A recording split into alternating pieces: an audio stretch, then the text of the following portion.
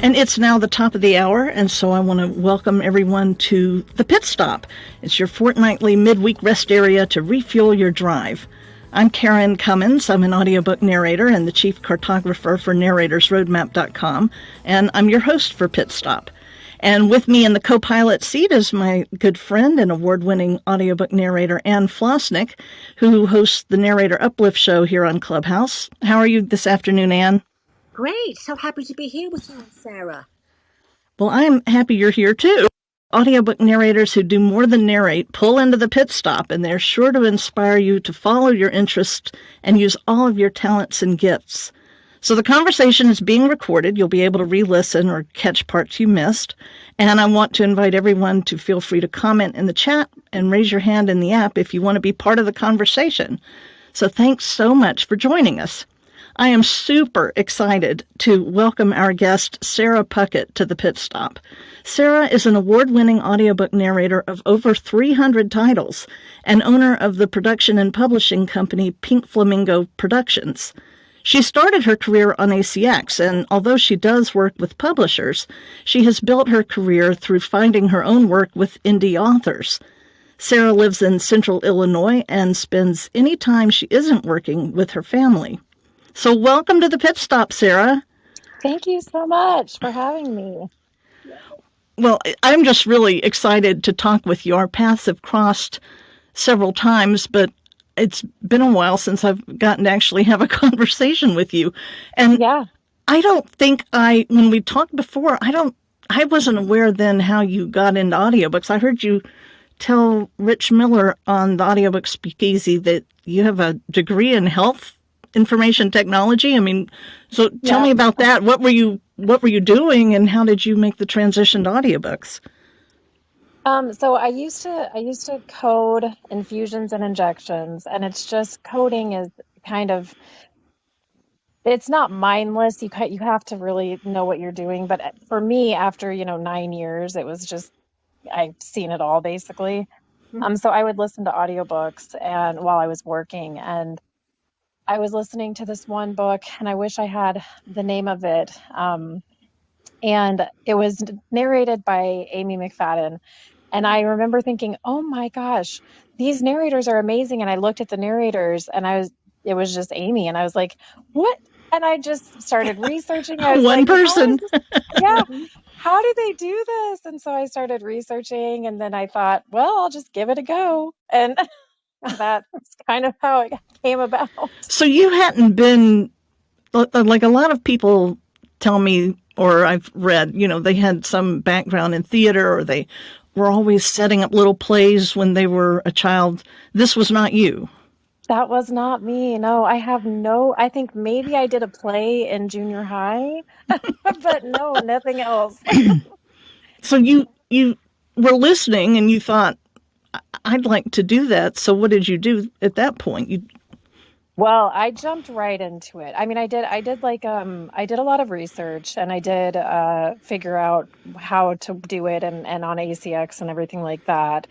But I really kind of jumped right into it. And very, very quickly, I realized I sound nothing like these great narrators. So at that point, I started, getting a lot of coaching, and I coached with Joel Frumkin for a bit, and then I coached with Jamie Matler for about 2 years. So I because I didn't have that performance background, I really had to learn how to perform. Yeah, I've had the same issue myself, because I wasn't any kind of drama kid or theater kid. And I think you had some. No, I don't know, because I started 20-something years ago and there wasn't anybody. So, just did it. Made it up as I went along. And then later on, when there were coaches, yes, I got coaching then. But that's, I don't know, 10, 15, however many years into my career. So that's interesting that all of us have come from other areas into audiobooks.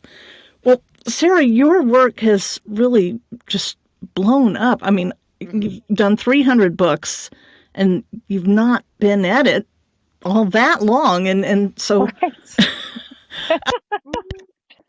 to see your meteoric rise in audiobooks. And So how did this happen that you started doing a production company on top of narrating? Well, when I first started, and probably about 2 years in, when I really started getting kind of a lot of work, that's kind of when dual narration started taking off. And so I had a lot of authors who were requesting dual narration, and some authors who would come to me with a book with dual points of view, and I would say, this would really sound better with a male. So then I would have to go out onto our narrator groups and kind of audition for male narrators. And at that point, I was acting as the producer, I was handling the post. I'm also an editor, so I was doing all the editing and I was doing the auditioning and, coordinating with the narrator and everything. And I just thought it just kept getting more and more and more. And I just kind of at one point thought, why am I really should just have this as a service, and then be able to offer it to other narrators as well, for authors who are just looking to have their books produced, who don't know, what to do. I had a lot of authors reach out just completely clueless about the process. So that's kind of why I started Pink Flamingo. And also, we started right off the bat with the marketing, and one of the reason for that was because I was friends with the owners of Audiobook Obsession, who did audiobook marketing, and there really weren't that many options for marketing an audiobook. So we kind of just decided to add it together and have this as a service for authors. And were you, and maybe still are, hunting down authors, or were they hunting you down? It's a bit of both. We absolutely go and hunt down authors. We have to, Maybe we hunt. well, I don't know. I mean, we we have to find clients, so we That's a do. kinder, gentler way to think of it. Yes, yeah. But so you're contacting them, but they're also contacting you, and I guess many of them, once you've worked for them, are probably referring you to their author friends. Yeah, a lot of our work has come from author referrals. We get a ton of emails just where they heard about us from this author that they are friends with, and things like that. So that's really been helpful. And the majority of our work has come from that, which has been nice. Did you? I know you said you were getting more and more requests for dual narrations, and I think I saw that you're doing a lot more duet narrations now. That Yes.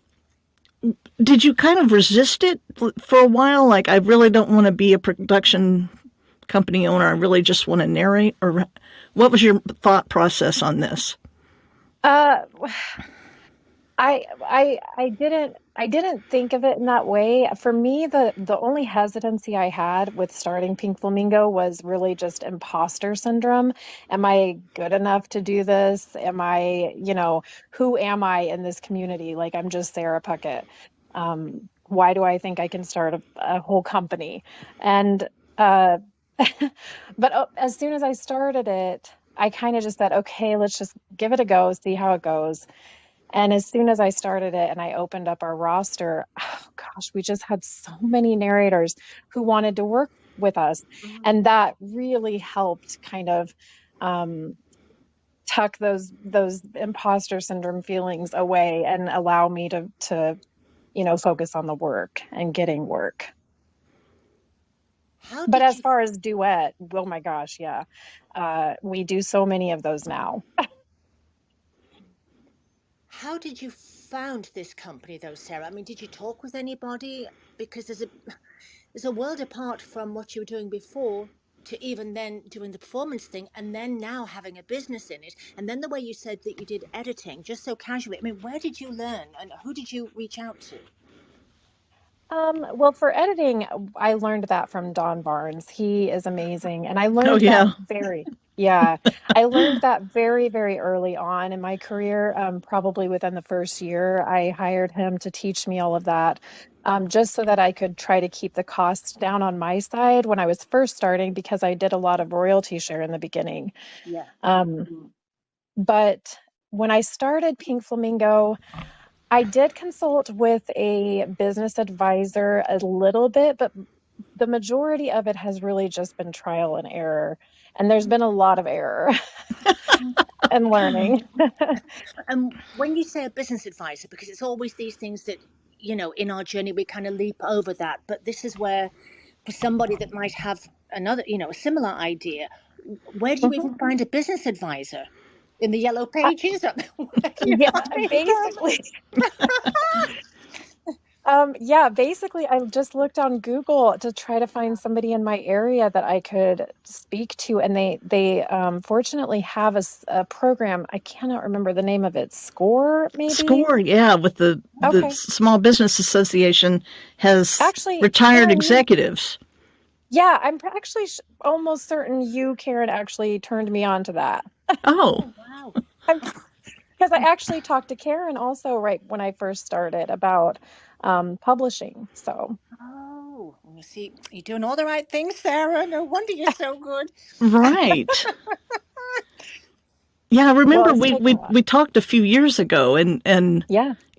I think you were either had just started or were thinking of starting Pink Flamingo, and I know you were thinking even then of distribution, and we're going to get to that because obviously Yeah. you've done more than think about it.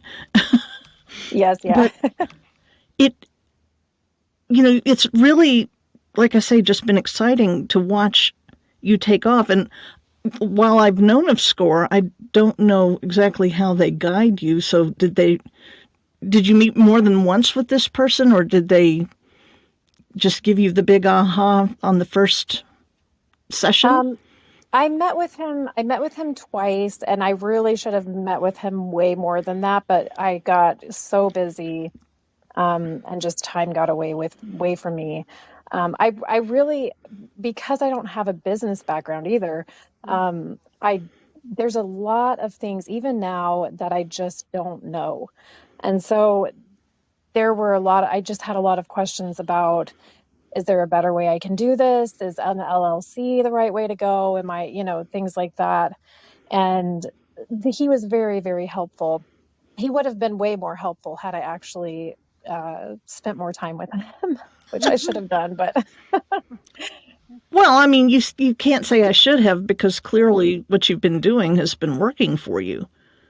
yes, yes. I mean, it's just there's so many times during my days where I'm just thinking, gosh, I wish I just knew more, more in-depth detail about certain things, certain aspects of business. So there's some things I still need to know.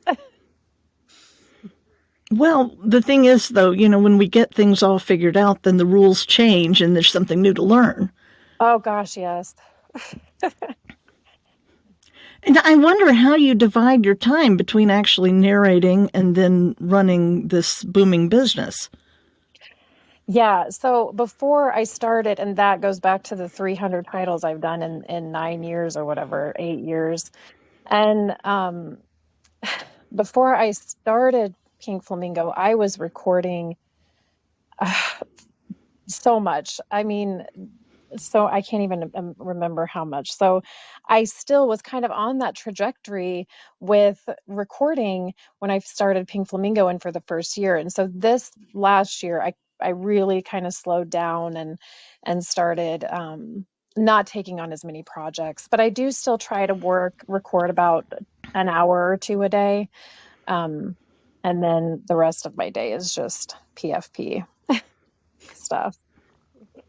And I've always been curious about the name. How did you decided on Pink Flamingo? Oh gosh. So I don't like maybe the year before opened it, I had business photos done, and I wear a lot of black and gray, and I thought, okay, I'll just put some color in there. So I grabbed this flamingo skirt off of Amazon, and I had pictures in them. And then all of a sudden I start getting flamingos sent to my house from everybody because they think I'm obsessed with flamingos. A collection is born. I should have Yes. told you that in your honor, I am actually wearing a shirt that's got flamingos on it as we speak. So, Yay. Take a picture of that. Because I knew I would be flocking around with the head of the flock. Right. Oh gosh, yes. So when I opened it, my husband was like, "You just need to be Pink Flamingo Productions," and I was like, "Okay, I guess that's it." Because I've already made the brand, with myself with flamingos, so people associated that with me. So it just kind of made sense. Are they still sending you things? Oh yeah, and I love it. It's so thoughtful, but I do have a lot of flamingos now. Yeah, because now, I mean, it's like, how would people even know what you've got? You probably got Right? them in every room.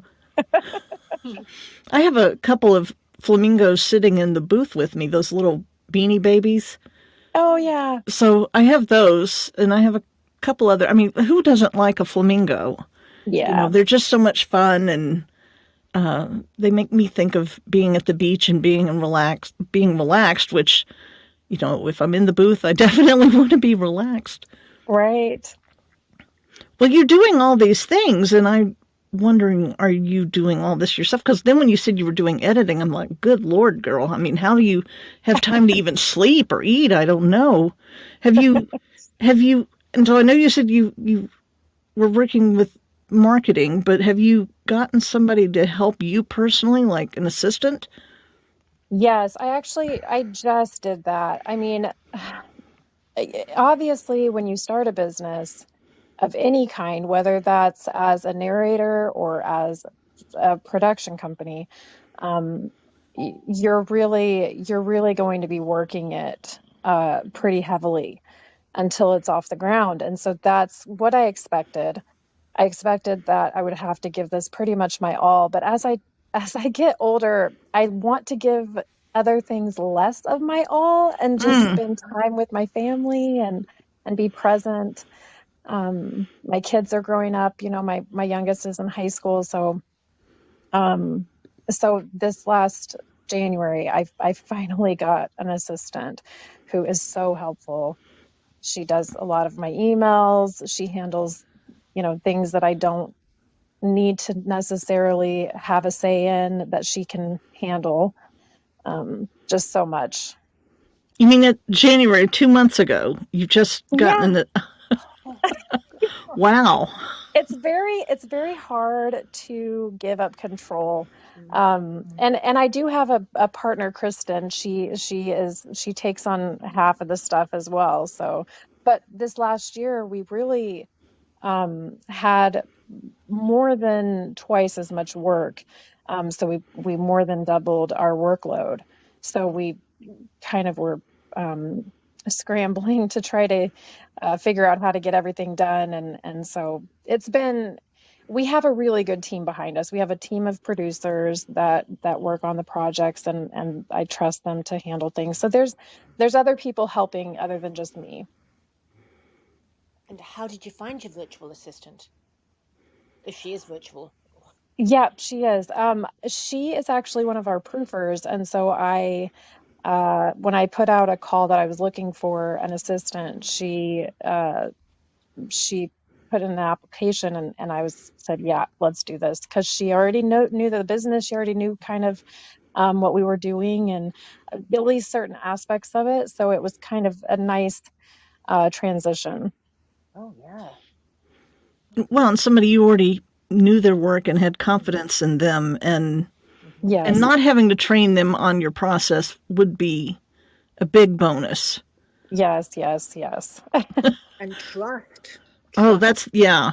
because that was the thing that always worried me, and I did have an assistant for about 3 days until she ghosted me, and I was always worried that somebody would take my contacts and you know try to set themselves up and contact people and say, "Oh, Karen sent me," or just not Oh, even mention my name and just try to poach things. And so yeah. we have to really underline that trust being such a huge issue in that decision.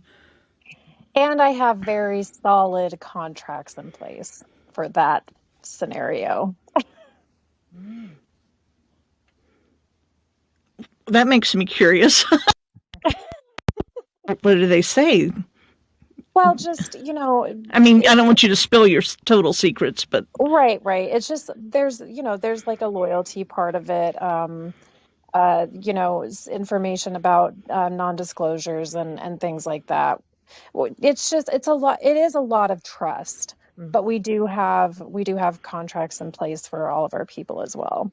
We didn't always, but we're getting to the point now where, there's only so many times you can be screwed over before you put something in place. well, and I saw you just celebrated your 3rd anniversary for Pink Yeah, Flamingo. I mean, I yeah. think just a couple of weeks ago, wasn't it? Yes, yep. Beginning of March 8th, I think. I mean, that's just fantastic. And Yeah. and I wanted to talk to you about the Allure conference because I knew you and Dakota Willink had, and probably others had planned it for 2 years, Hmm. and I haven't seen a whole lot about it, but I thought that was such a huge thing to take on top of everything else you're already doing, is to plan an actual physical conference somewhere. Oh my gosh, it was. So when we decided to do this was prior to Pink Flamingo starting publishing, and we had grown, of course, but it was right in 20, it was like June or something of 2020. So it was only a couple months after we opened. So I was still in the mind frame of this isn't really going to be that big. And I can handle putting on this conference. And oh my gosh, it was a nightmare. I mean, it was wonderful, but it was a lot of work. Yeah, there's so much going on with that. Excuse Yeah. me. Sorry. And I think you had it in Chicago, and I know you're in Illinois, but you're not in Chicago, right? So yeah, Right. I guess you had to go to the hotel and meetings there, and Yeah, multiple times we had to drive up, and it's about 3 hours from me, so it's not too bad. But it was a lot of work. It was very satisfying. It was rewarding. I loved it. It turned out amazing. But we decided not to do it again. oh, that was my next question. For Yeah, those who don't know, it was all audiobook narrators, and and were they all romance, Sarah? Was it? they were. And it was, so it was them and fans, and was it a 1 day or 2 day, or how long did it last? I believe it was 3 days. Wow. Yeah, it was a lot. It was a lot of stuff happening. There were sessions, there was parties, and then of course the signing. It was there was just it was a lot. It was great though. But once and done. It was so Yep, great. yep, We don't want to do it again. yep. I mean, we're looking at virtual stuff now, just things that are easier to manage. Well, and what a great segue, because you're doing a virtual conference for narrators in 2 weeks, right? Yes, I'm so excited about it.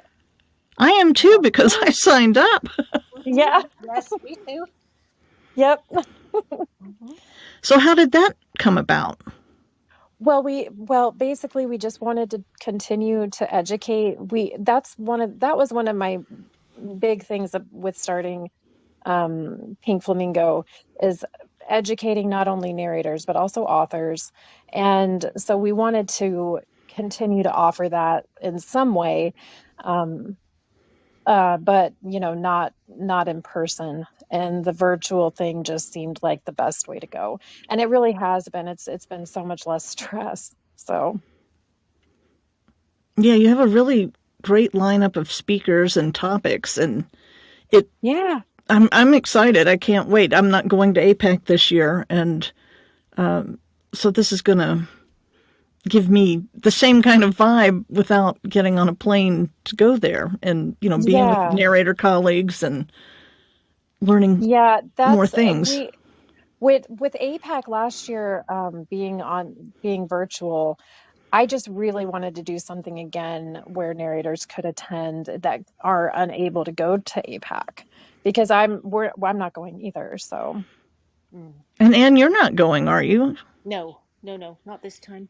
First time in I Yeah. don't know how many years. Yeah, it seems like there are a number of us who, for whatever reason, won't be in New York at the end of the month. Yeah. So it's perfect timing, Sarah. Yeah, well, I wanted to make sure it was like a couple days after APAC, but at the same time, so everybody feels like they're kind of getting that little boost. You just need that boost, and conferences can do that and help and kind of help you get out of the winter rut and feel more energized and ready for, your career. Absolutely. And it was incredibly affordable. I mean, Yeah. I actually was a bit shocked that you priced it the way you did because it's a lot of content and a lot of Yeah. people sharing their expertise and experience. And, talk about bang for the buck for the narrator. It's Yeah. really astonishing and wonderful. I mean, I totally commend you for that. But I was thinking, I don't think they're going to make a lot. How can they make the money on this? Because, there's so many people on the agenda.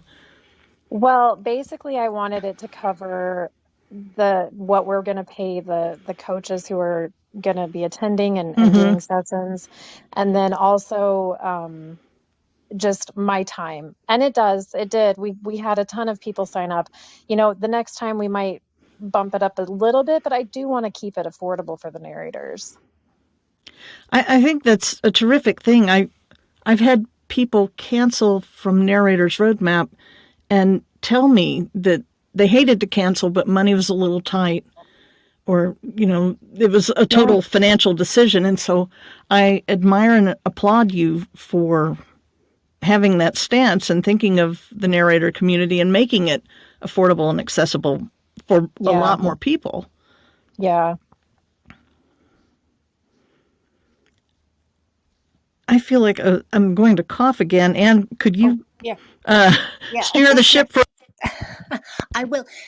Karen, are you going to? I know you can't answer me right now, but will you be able to pin the? Is the list full now, Sarah? Are you taking on more narrators if there's any room virtually? We aren't. We closed registration last week just because we do have a we do have a booklet that went with it. So I had to get that sent out to everybody and create it and everything like that. So I just wanted enough time. So we did close registration. Okay. Otherwise, I would have said we would have pinned it, and then people could maybe have, found it. Yeah. But no, we are the lucky ones. That's right. Well, it's on the pin link is her site, Pink Flamingo Productions, and there is a link on it to the Flock conference. Yeah. Can people? So, Sarah, can people still buy just the video only and not get the benefit of the booklet, or is that kept as well? I actually just had that email to this morning too from a couple people. So I'm planning on opening it back up for just the video access only. Oh, good. Oh, good, because Yeah. I think you'll get a lot of takers for that. Yeah. Especially when after it, when people are talking about how wonderful it was, and everybody's, I didn't know, I wanted to go. Yeah. Yeah. And we're gonna do it again as long as this one is successful. Hopefully, fingers crossed. Um, we'll do it again every year or twice a year or something. So Oh, great. Because you obviously have copious spare time to plan these things. yes, yep. I never feel good if I'm sitting still. I like to keep adding things, I guess. I don't know. Jeepers. Which is probably what led you to becoming a distributor. So tell me all about this. This is a big, exciting expansion of your business. Yeah, we'll see. I mean, it's we just yeah, I mean, we have a lot of authors that we work with on the production side, authors who just come and want to pay to get files, who ask how to distribute, and they don't really they don't really want to go through ACX. So we just wanted to give them an extra option, basically. Well, I saw you do use ACX and Findaway for some titles, and then you We do. also have distribution contracts with some places individually. Oh, yes, yeah, for publishing. Yes, yeah. We do work with ACX. We'd like to go with them first, exclusively through Audible, for the, a little bit, and then we do go wide with all of our titles. Well, I guess I was thinking that the authors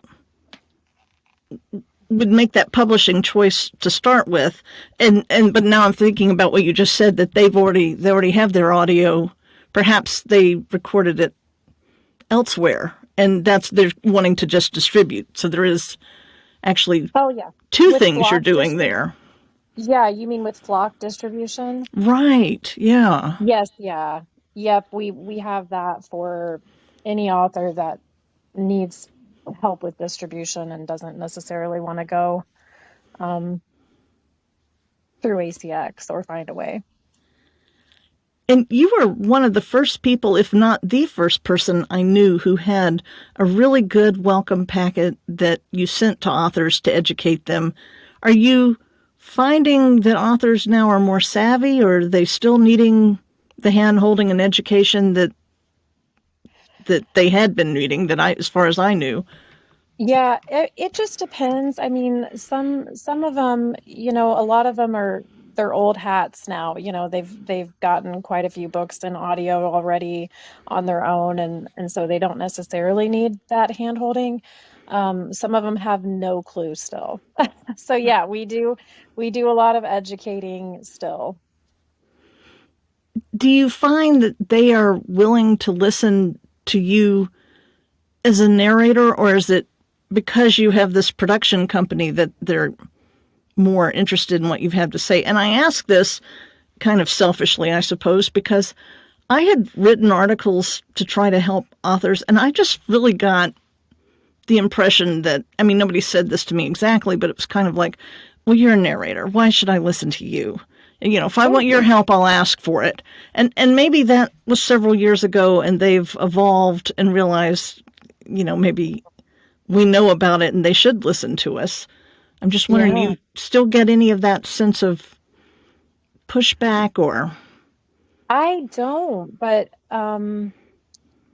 you're right, it might be because of the role that I'm in. Because I have a production company, so they assume I know what I'm talking about. But I don't feel like I got that pushback as a narrator either. So that's really odd that you have had that experience. Well, like, I know I wrote an article for digital, I wrote several articles for Digital Book World before it was acquired by this other company. They used to have all these articles about publishing that was really a great site, and you could learn a lot. And I wrote several articles there, and the authors' comments, because people would share it in authors' groups, and I was seeing a lot of comments of like, well, I'll just read it myself. I don't need a narrator to do it, or and kind of, well, who is she to tell me what to do? She's not an author. She's not a writer. She doesn't know. And so Yeah, I've stepped back. I thought, if you don't want the help, I won't give it to you. right. I mean, that's part of why I stopped doing consultations too, because I had a narrator once questioning everything I was telling him, and like, if you don't Yeah, want the help, I'm not going to give it. Why am I yeah. going to I waste think my time trying to pull you along? yeah. I mean, I think that there are just some people out there that feel that way.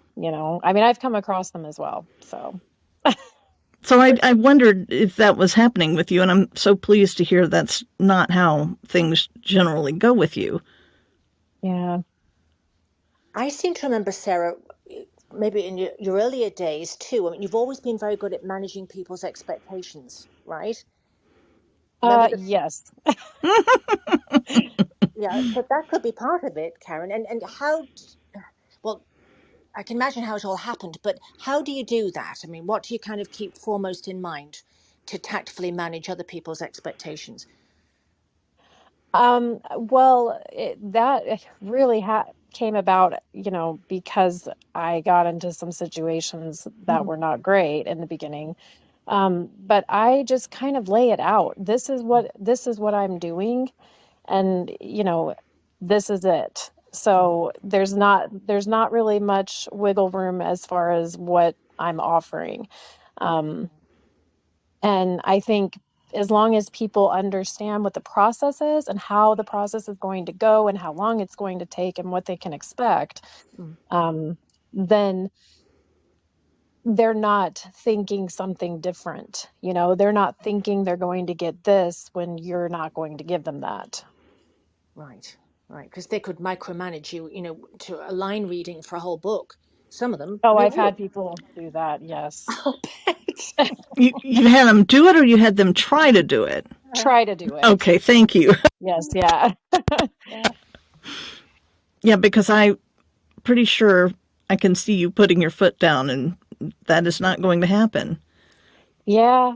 Yeah. I mean, I have been very fortunate with the authors that I've worked with. I don't know how I've gotten so fortunate when I see horror stories from other narrators about the people that they're working with, but um, my authors have just been great and very cooperative.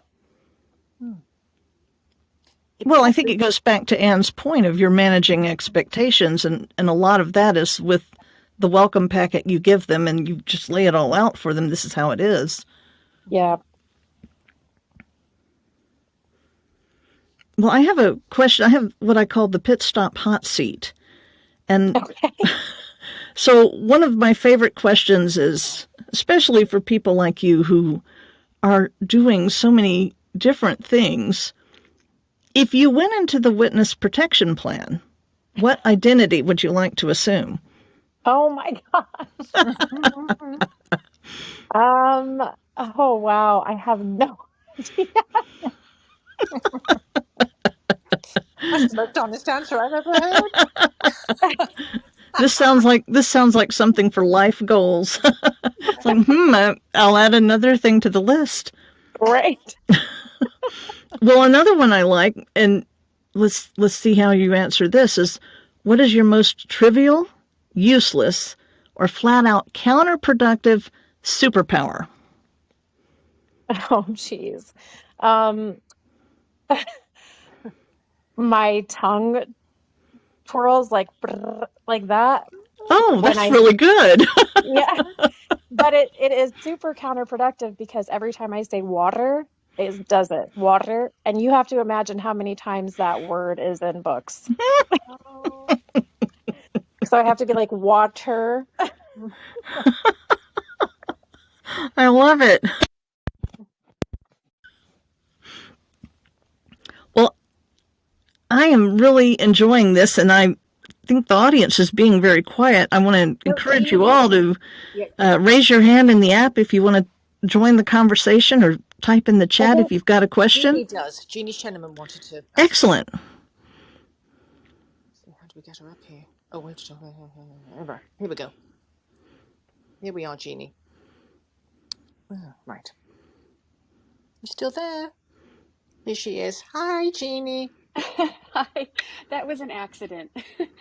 Oh, So oh, hi Sarah. I'll hi. just say hi, but that was a complete accident. I didn't mean to push the hand raise. I'm just listening, so sorry about that. Well, don't be sorry. It's nice to hear your lovely voice. Nice to hear all of you as well, and I love Sarah, so I just wanted to pop in and just hang out with you all on my booth break. Lovely. Well, Good to we're see you glad you're again. here. Thank you. I'll quietly go back to the audience now. Well, you can go noisily. We don't mind. Okay.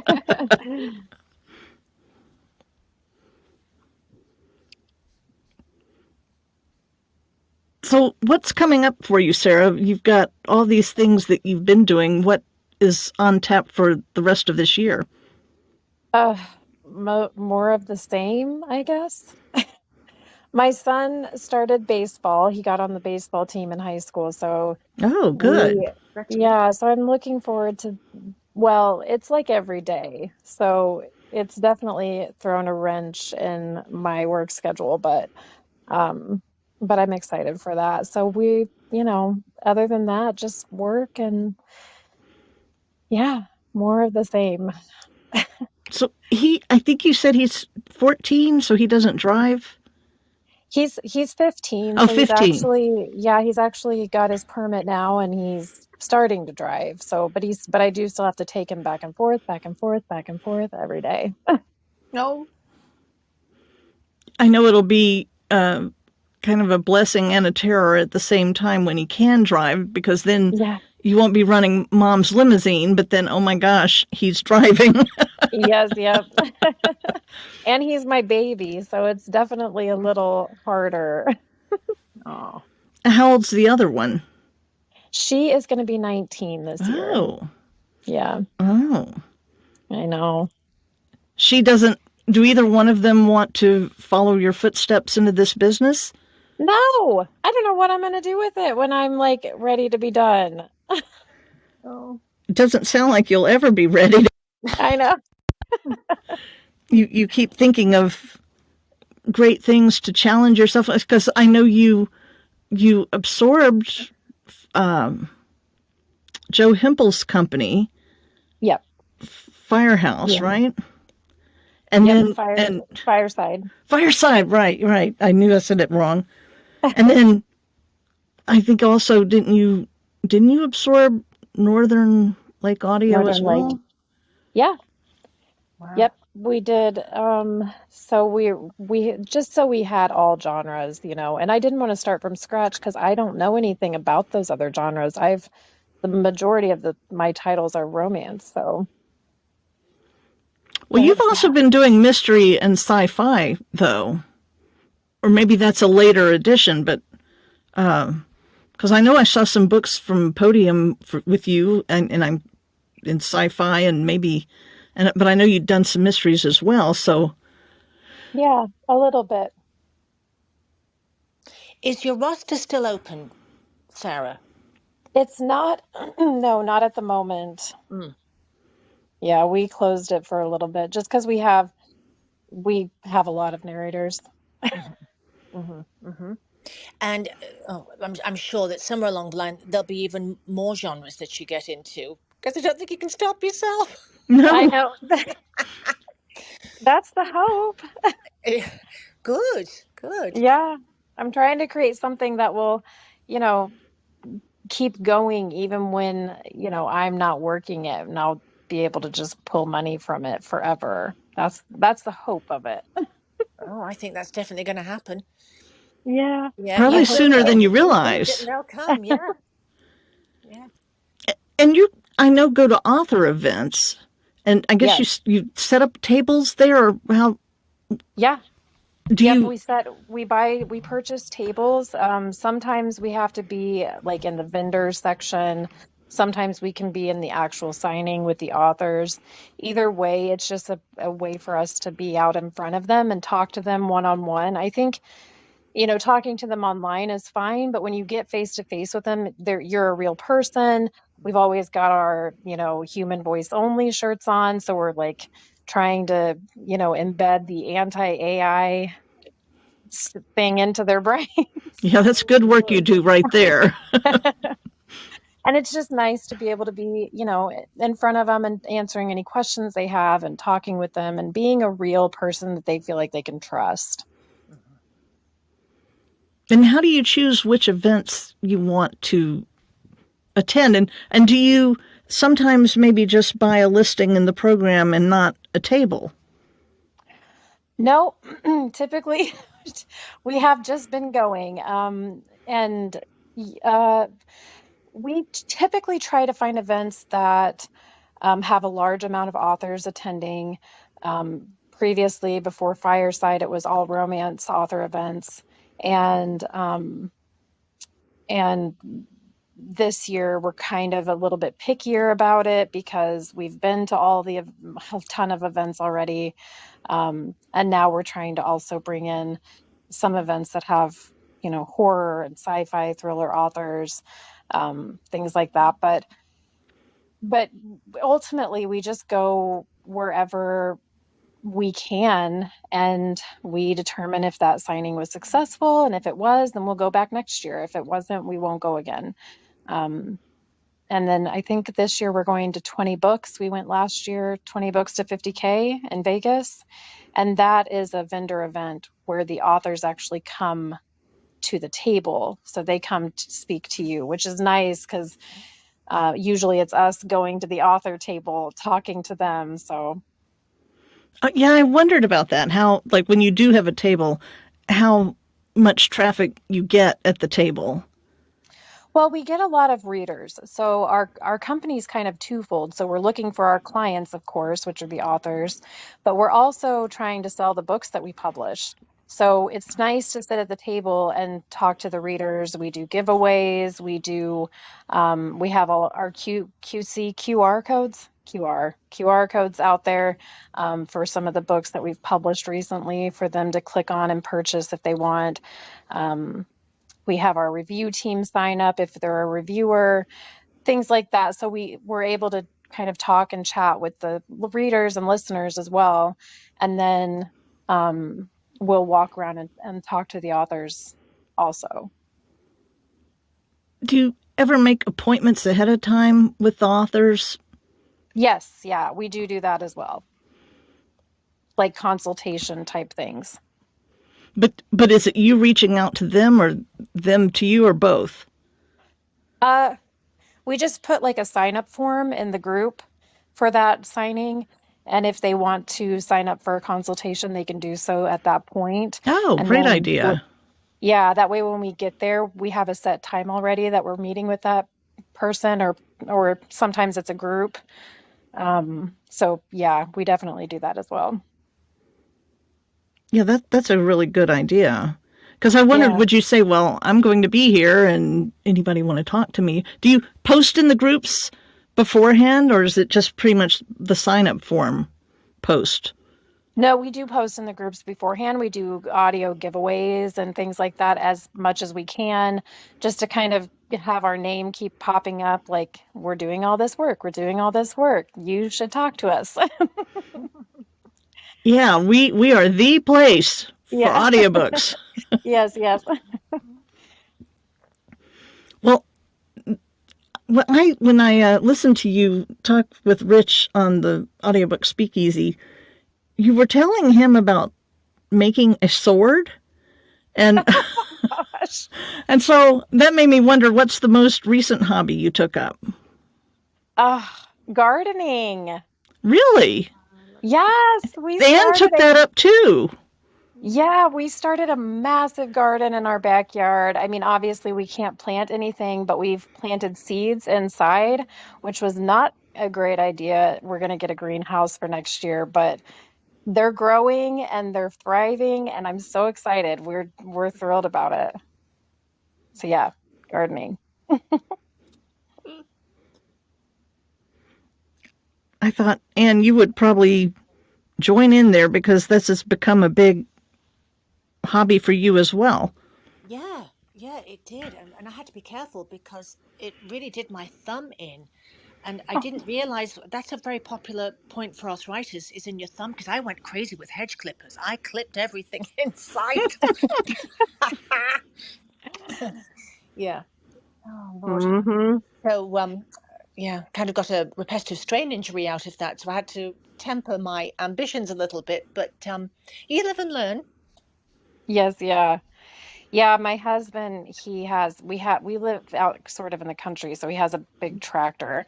So he Oh, just cleared out the land and then he went through and he did all the hard work. I'm just gonna plant when it's done. So we're putting a fence up and everything because we have deer and all sorts of animals over here. So they're probably gonna eat it all, but oh, yeah, watch those deer. I And then know. I think you can plant certain things, though, Sarah, that might deter them a little bit. There's things that they That's do what I've not heard. like. Yes. Yeah, that's what I've heard. So we're looking into that. We don't know anything. So we're just watching YouTube videos a lot and trying to learn what we can.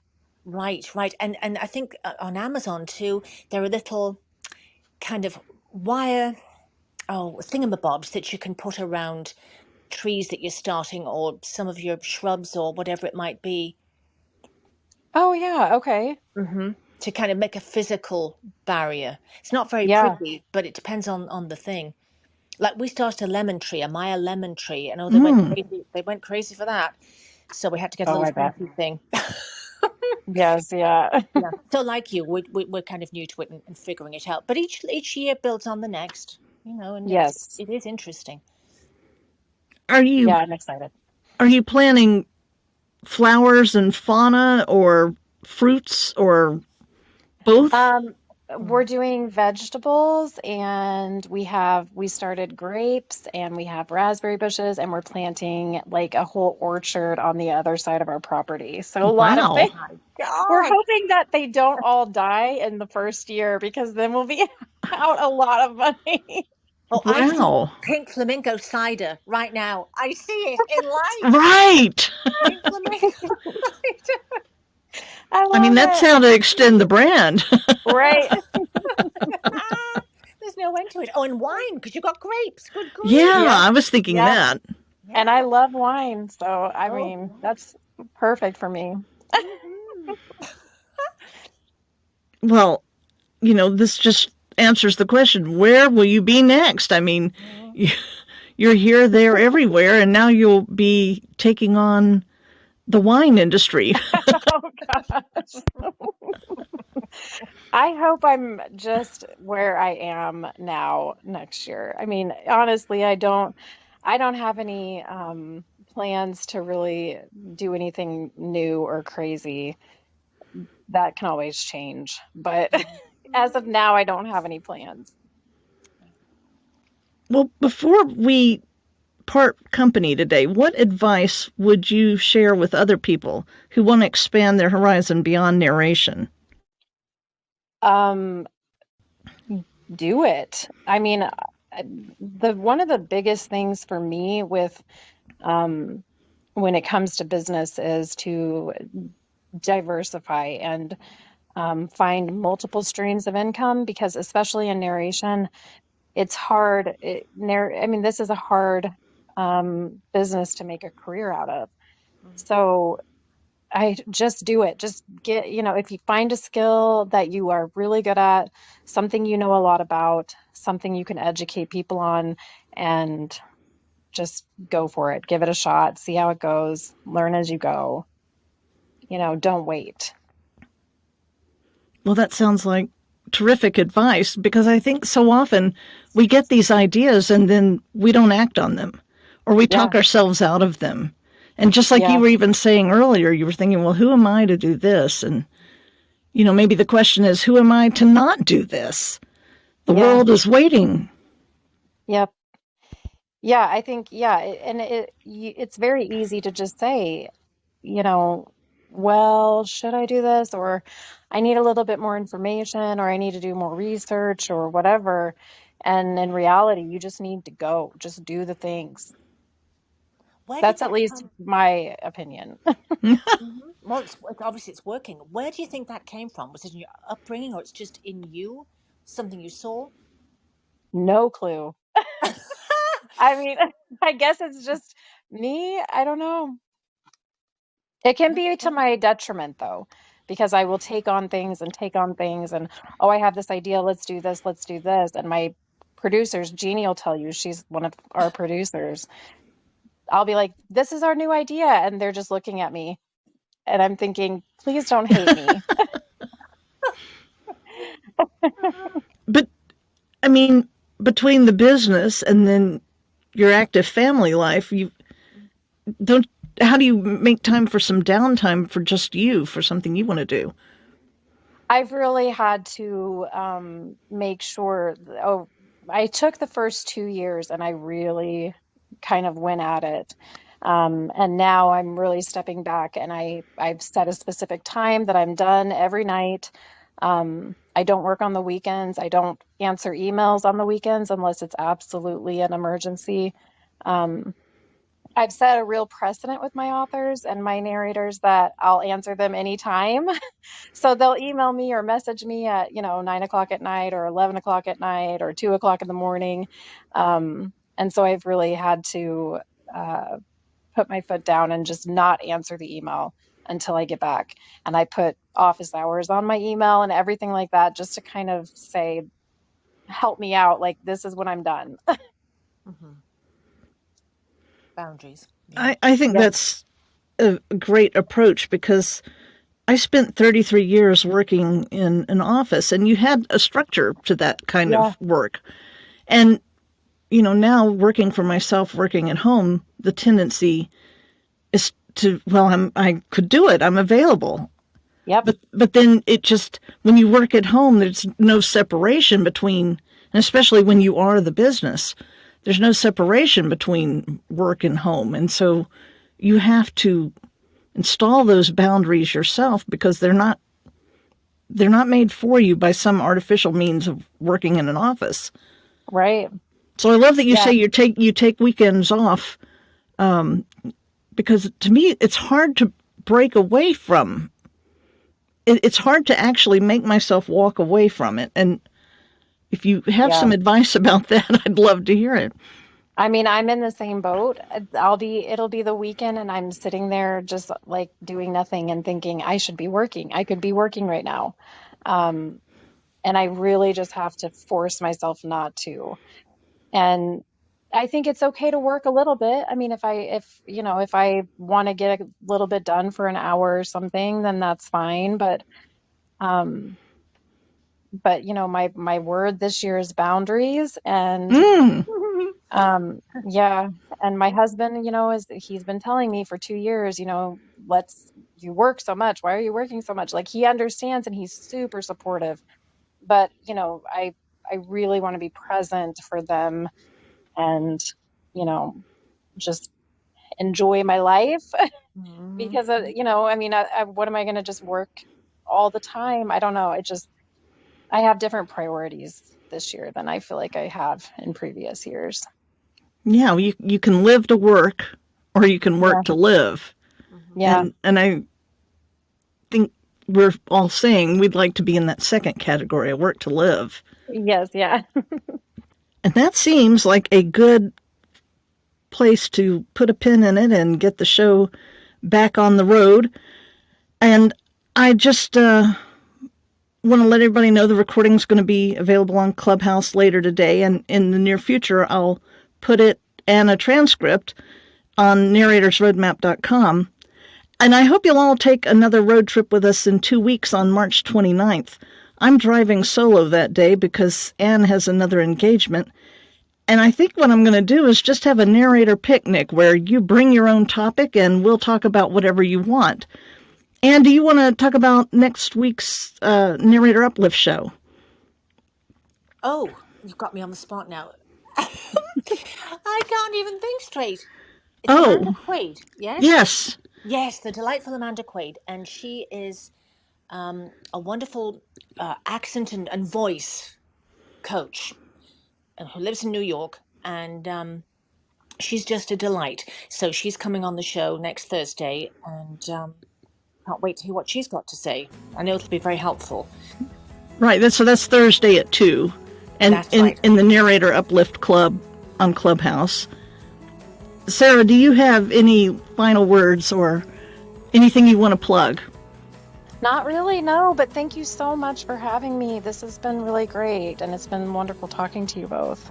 Oh, you've been lovely. Thank you. You have, yes. Thank you so much, Sarah. This has been a delightful conversation. And I obviously want to thank my friend Anne for your excellent questions and support, and everybody in the audience for spending time with us today.